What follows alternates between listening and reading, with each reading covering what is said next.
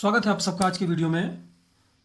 आज हम एक चर वाले रैखिक समीकरणों के कुछ कठिन प्रश्नों को हल करने का प्रयास करेंगे।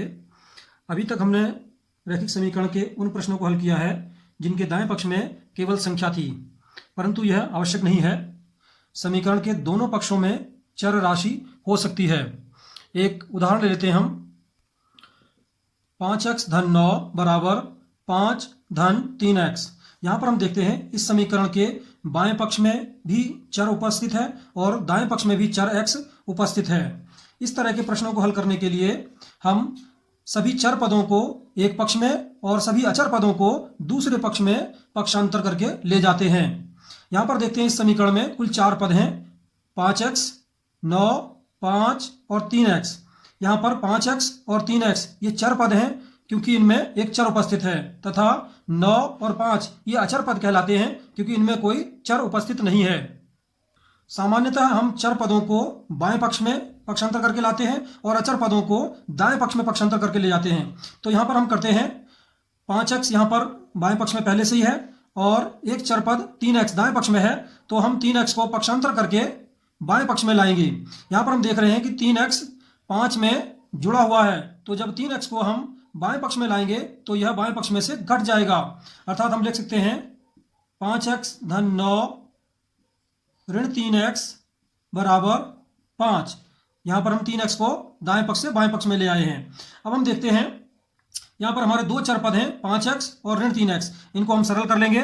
ध्यान रहे कि चर पदों को चर पदों के साथ ही हम जोड़ते या घटाते हैं और अचर पदों को अचर पदों के साथ ही हम जोड़ और घटा सकते हैं। यहां पर हम 5 और 9 को नहीं जोड़ सकते, तो हम 5x ऋण 3x को सरल करते हैं।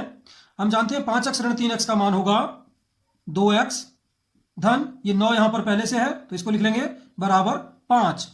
अब हम क्या करते हैं, इस तरह की समीकरण हमने पिछले वीडियो में हल की हुई है। यहां पर हमारे पास अब चर का एक ही पद है। अब हम चर x को अकेला करेंगे, उसके लिए 9 और 2 को पक्षांतर करके दाईं ओर ले जाएंगे। सबसे पहले हम 9 को दाईं ओर ले जाएंगे क्योंकि 9 2x से अलग है, तो यहां पर बचेगा हमारा 2x बराबर 9 को बाएं पक्ष से दाएं पक्ष में ले जाएंगे। 9 क्योंकि यहां पर जोड़ में है तो ये दाएं पक्ष में से घट जाएगा, अर्थात 5 ऋण 9 हो जाएगा। अब हम इसे सरल कर लेंगे। 5 ऋण 9 बराबर, क्योंकि विपरीत चिन्ह के हैं तो घटेंगे, घटाकर आएगा 4 और बड़ी संख्या के आगे ऋण का चिन्ह है तो ये ऋण का 4 बचेगा। अब हम 2 का पक्षांतर करके दाएं पक्ष में ले जाएंगे। 2 से x में गुणा हो रही है, तो जब 2 को दाएं पक्ष में ले जाएंगे तो यहां पर x बचेगा और 2 से दाएं पक्ष में भाग होगा, अर्थात ऋण 4 बटे 2। इसे हम सरल कर लेते हैं। 2 से ऋण 4 को भाग करेंगे तो हम जानते हैं विपरीत चिन्हों की भाग ऋणात्मक आती है। 2 से 4 को भाग किया 2 बार, अतः ऋण 2 हमारा उत्तर प्राप्त होगा। अगला उदाहरण ले लेते हैं हम। 2x बटा 3 ऋण 1 बराबर 7x बटे 15 धन 3।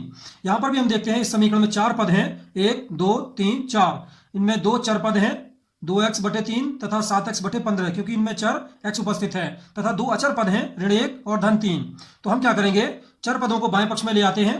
तो 2x यहां पर पहले से ही हमारा 2x बटा 3, इसको ऐसे उतार लेंगे। अब 7x बटे 15 को दाएं पक्ष से बाएं पक्ष में पक्षांतर करके लाएंगे। हम जानते हैं कि 7x बटे 15 3 में जुड़ा हुआ है, तो बाएं पक्ष में आकर यह घट जाएगा, तो ऋण 7x बटे 15 हो जाएगा। और ऋण 1 यहां पर पहले से है तो इसको ऐसे लिख लेंगे हम बराबर धन 3। अब इसको सरल कर लेते हैं। सबसे पहले चर पदों को हल करेंगे।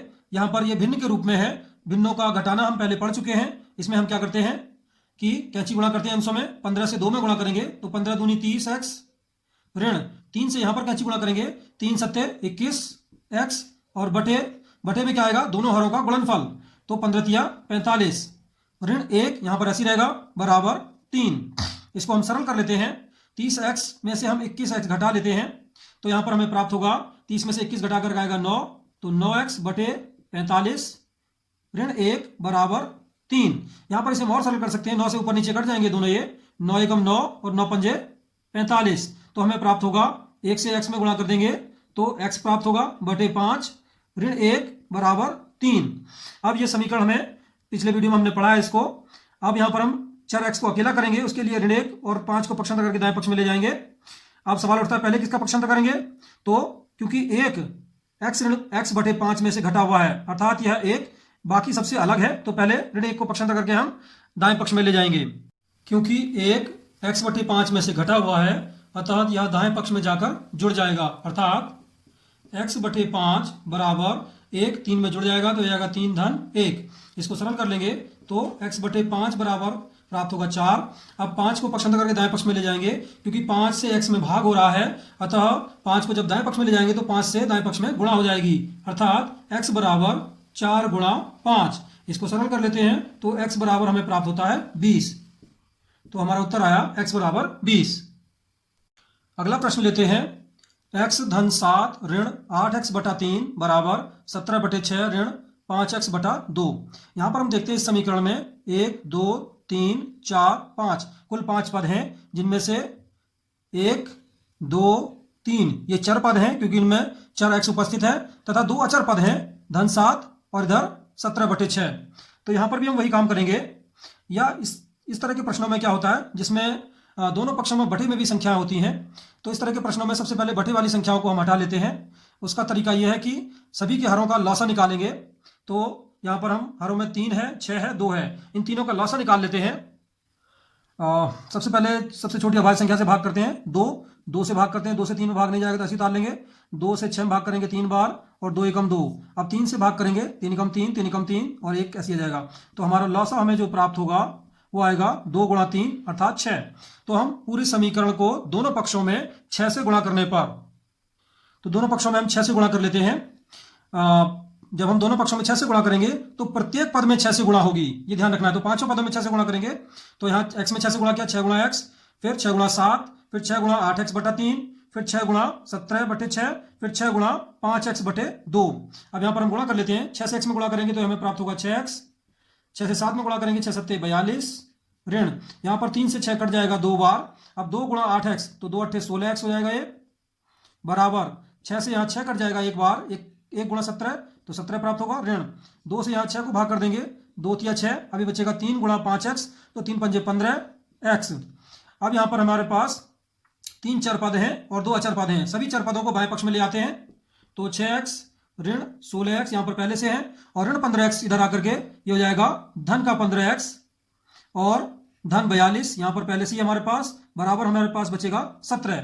अब क्या करेंगे, हम अचर पद को दाईं ओर ले जाएंगे। अचर पद यहाँ पर 42 जोड़ में है तो दाएं पक्ष में जाकर घट जाएगा, तो हमें प्राप्त होगा 6x ऋण 16x धन 15x बराबर 17 ऋण 42।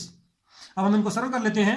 हम जानते हैं समान चिन्ह वाले पदों को जोड़ते हैं और फिर विपरीत चिन्ह वाले पदों को घटाते हैं। तो यहाँ पर 6x और 15x दोनों धन के हैं, तो ये जोड़ करके हो जाएंगे 15 और 6 21x ऋण 16x बराबर यहाँ पर 17 ऋण 42। विपरीत चिन्ह के तो घटेंगे, तो 42 में 17 घटा लेते हैं तो हमें प्राप्त होगा 25, और चूंकि बड़ी संख्या ऋण की है तो ऋण 25 प्राप्त होगा।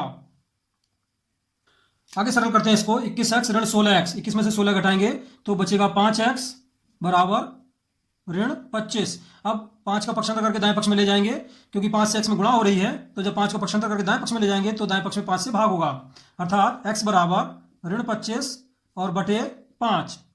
अब हम 5 से 25 को भाग करेंगे, 5 पंजे 25, और क्योंकि विपरीत चिन्ह के हैं ये तो ऋणात्मक उत्तर प्राप्त होगा, अतः हमारा x बराबर ऋण 5 उत्तर प्राप्त होगा।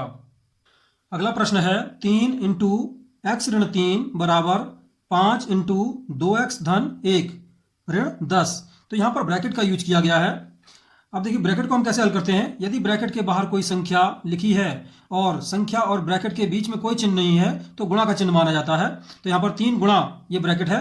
अब जब हम ब्रैकेट खोलते हैं तो ब्रैकेट के बाहर गुणा में जो भी संख्या उपस्थित होती है उस संख्या से ब्रैकेट के अंदर सभी पदों में गुणा हो जाती है। तो यहाँ पर 3 से x में और ऋण 3 में दोनों में गुणा होगी। इसी प्रकार दाएं पक्ष में 5 से जब ये ब्रैकेट खोलेंगे तो 5 से 2x में और फिर 5 से धन 1 में गुणा होगी। तो आइए गुणा कर लेते हैं हम, तो हमें प्राप्त होगा 3 से x में गुणा करेंगे तो 3x आएगा, ऋण 3 से 9 में गुणा 3 में गुणा करेंगे तो 3 तिया 9 बराबर। इसी तरह यहाँ पर 5 से 2x में गुणा करेंगे तो 5 दूनी 10x और धन 5 एकम 5, और ये ऋण 10 यहाँ पहले से ही है। अब हम देखते हैं 3x और 10x ये चर पद हैं और ऋण 9 धन 5 और ऋण 10 ये अचर पद हैं। तो सर्वप्रथम चर पदों को बाएं पक्ष में ले आते हैं तो हमें प्राप्त होगा या 3x, यहाँ पर 10x यहाँ पर जोड़ में है धनात्मक है, तो जब बाएं पक्ष में आएगा तो ये घट जाएगा, तो ऋण 10x और ऋण 9 यहाँ पर हमारे पास पहले से ही है। इधर क्या बचेगा 5 ऋण 10। सरल कर लेते हैं हम इसको, या पहले हम अचर पद को दाईं ओर ले जाते हैं तो इसको ऐसे लिखा रहने देंगे 3x ऋण 10x बराबर, यहाँ पर ऋण 9 है क्योंकि 9 यहाँ पर घटा हुआ है तो दाएं पक्ष में जाके जुड़ जाएगा, तो ये हो जाएगा हमारे पास 5 ऋण 10 धन 9। अब सरल कर लेते हैं हम, ये 10x है यहाँ पर, तो यह आ जाएगा 3x ऋण 10x, तो यहाँ पर ये घट जाएंगे इनके गुणांक, तो 3 में से ऋण 10 यानी कि ऋण 7x बराबर, यहाँ पर हम समान चिन्हों को जोड़ लेते हैं, तो 5 और 9 जोड़कर हो जाएगा 14 ऋण 10, इसको आगे सरल कर लेते हैं, ऋण 7x बराबर 14 ऋण 10 होता है 4। अब हमें क्या करना है, ऋण 7 को पक्षांतर करके दाएं पक्ष में ले जाना है। हम जानते हैं ऋण 7 से x में क्या हो रहा है, गुणा, तो जब गुणा वाली संख्या को पक्षांतर करते हैं तो दाएं पक्ष में जाकर भाग होता है, तो ऋण 7 से दाएं पक्ष में भाग हो जाएगा, तो यहाँ पर क्या बचेगा, x बराबर इधर हो जाएगा 4 बटे ऋण 7, या इसको हम लिख सकते हैं, ऋण को बीच में लिख लेते हैं, तो ऋण 4 बटे 7, ये हमारा उत्तर प्राप्त होगा। अगला प्रश्न ले लेते हैं, 3y धन 4 बटे 2 ऋण 6y बराबर ऋण 2 बटे 5। देखिए इस तरह के प्रश्नों में इनमें क्या है, बाएं पक्ष में भी एक भिन्न होती है और दाएं पक्ष में भी एक भिन्न होती है, तो इन प्रश्नों को हल करते समय हम क्या करते हैं, कैंची गुणा करते हैं, क्रॉस मल्टीप्लिकेशन, 5 से यहाँ पर और 2 ऋण 6y से ऋण 2 में गुणा करेंगे, तो आइए गुणा कर लेते हैं, 5 से 3y धन 4 में गुणा करेंगे तो हो जाएगा 5 गुणा 3y धन 4, इसे ब्रैकेट में लिखेंगे हम, बराबर ऋण 2 गुणा, इसे ब्रैकेट में लिख लेंगे 2 ऋण 6y को हम ब्रैकेट में इसलिए लिख रहे हैं क्योंकि 5 से केवल 3y में गुणा नहीं होनी है, 3y धन 4 में गुणा होनी है। अब ब्रैकेट खोल लेंगे तो फिर वही काम होगा, 5 से ब्रैकेट के अंदर दोनों पदों में गुणा करेंगे, अर्थात 5 से गुणा 3y में भी करेंगे और फिर 5 से 4 में गुणा करेंगे, तो आइए गुणा करते हैं, 5 या 15 y धन 5 चौक 20 बराबर, यहाँ ऋण 2 से 2 और ऋण 6y दोनों में गुणा करेंगे, तो ऋण 2 से धन 2 में गुणा करते हैं तो विपरीत चिन्हों की गुणा ऋणात्मक आती है, तो ऋण 4 हो गया, ऋण 2 की गुणा ऋण 6y में करेंगे, 2 छक्का 12 y, क्योंकि ये समान चिन्ह के हैं तो धनात्मक उत्तर आएगा। अब चर पदों को बाएं पक्ष में ले आते हैं, तो 15y यहाँ पर पहले से ही है और इधर ये 12y जोड़ में है तो इधर आके घट जाएगा, तो ऋण 12y हो जाएगा, धन 20 यहाँ पर पहले से ही है, बराबर क्या बचेगा, ऋण 4। अब क्या करते हैं, अचर पदों को दाएं पक्ष में ले जाते हैं, तो 20 को हम दाएं पक्ष में ले जाएंगे, तो 15y ऋण 12y बराबर 20, यहाँ चूंकि जोड़ में है तो इधर जाके घटेगा, तो ऋण 4 यहाँ पहले से ही है और इसमें से 20 और घट जाएगा। अब 15y ऋण 12y को हल कर लेते हैं, 15 में से 12 घटाया तो 3y बचेगा, बराबर इधर क्या बचेगा, ऋण 4 ऋण 20, ये समान चिन्ह के हैं तो जुड़ेंगे, तो जुड़ कर क्या आएगा, ऋण 24। पूर्णांकों की जोड़ घटाने में हम पढ़ चुके हैं इसको। अब 3 का पक्षांतर करके दाएं पक्ष में ले जाएंगे, तो 3 से y में गुणा हो रही है, तो जब 3 को दाएं पक्ष में ले जाएंगे तो 3 से दाएं पक्ष में भाग होगा, अर्थात 3 से ऋण 24 में भाग हो जाएगा, तो ऋण 24 बटा 3, इसे सरल कर लेते हैं, तो y बराबर हमें प्राप्त होगा, 3 से 24 को भाग किया 3 अट्ठे 24, और क्योंकि विपरीत चिन्ह के हैं तो ऋणात्मक उत्तर प्राप्त होगा, अतः हमारा उत्तर आया y बराबर ऋण 8। तो आज के वीडियो में हमने कुछ कठिन प्रश्नों को हल किया है। कठिन प्रश्नों को पहले हम सरल समीकरणों में बदलते हैं और फिर इनको हल करते हैं। अगले वीडियो में हम सरल समीकरणों पर आधारित व्यावहारिक प्रश्नों को हल करेंगे। यदि आपको यह वीडियो पसंद आया हो तो इसे लाइक करें, शेयर करें और हमारे चैनल को सब्सक्राइब करें। धन्यवाद।